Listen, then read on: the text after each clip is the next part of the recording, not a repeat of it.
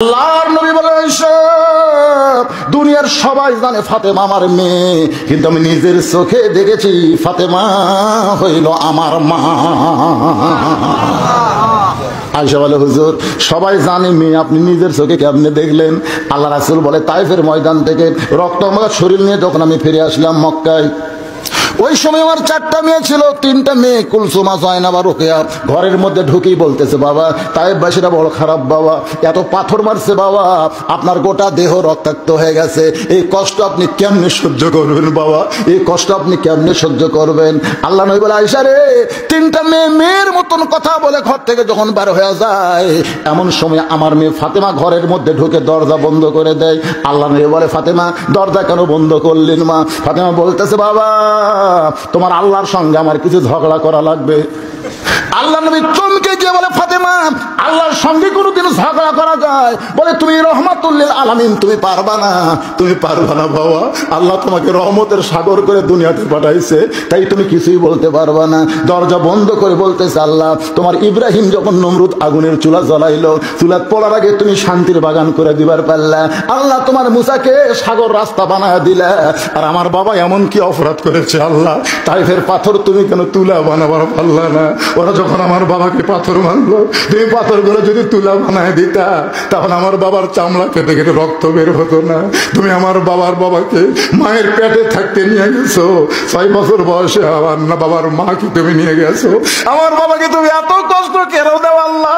আমার বাবা তোমার কি ক্ষতি করেছে? নবী বলে, আয়েশা রে, এই কথা ঘরের মধ্যে বলে ফাতেমার দরজা খুলে যখন বের হয়ে যায়, আমি মনে করলাম আমার 3টা মেয়ে কি কথা বলে চলে গেল, আর এই পাগলি কি কথা বলে কোথায় যায়? তাকায় দেখি উনানে পানি গরম করতেছে, আর জয়তুনের তেল গরম করতেছে, আর 2 হাত খালি বুকের উপরে মারতেছে, আর বলতেছে, আল্লাহ আমার কলিজা সাদ হয়ে গেছে, আল্লাহ আমার কলিজা নাই গো আল্লাহ। আমার মা খাদিজা যখন দুনিয়া থেকে বিদায় নিছে, তখন আমার হাতে আমার বাপকে তুলে দিয়ে গেছে। খাদিজা বলেছে, ফাতেমা রে, তোর বাবার কেউ থাকলো না মা, আমি চলে গেলাম, তোর বাবাকে কে দেখবে মা? আমি মায়ের মাথা সে বলেছিলাম, মা কোনো চিন্তা করো না মা, তুমি চলে যাও কবরে, আমি আমার বাবাকে আমার আসলে রাখবো। আয়েশা রে, পানি আর তেল গরম করার পর ঘরের মধ্যে ঢুকে আবার যখন দরজা বন্ধ করে দেয়, আমি বললাম, ফাতেমা আবার কেন দরজা বন্ধ করলি মা? ফাতেমা বলতেছে, বাবা আপনাকে গোসল করার লাগবে বাবা, ওই রক্তমাখা শরীর আর কতক্ষণ থাকবেন? আল্লাহ নবী বলে, আয়েশা বন্ধ করে দিয়া আমার দেহের রক্তমাখা কাপড়গুলো খুলে আমার গোটা দেহ ওই গরম পানি দিয়া নরম কাপড় চুবড়ায়া গোটা দেহ পরিষ্কার করতেছে।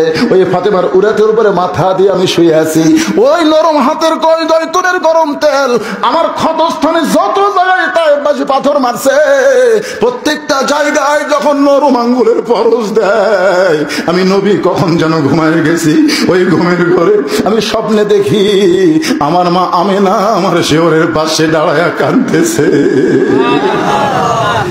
আমি নবী বললাম, মা এত বছর পরে আহত সন্তানকে দেখতে আইছেন আর জবাব দেব না?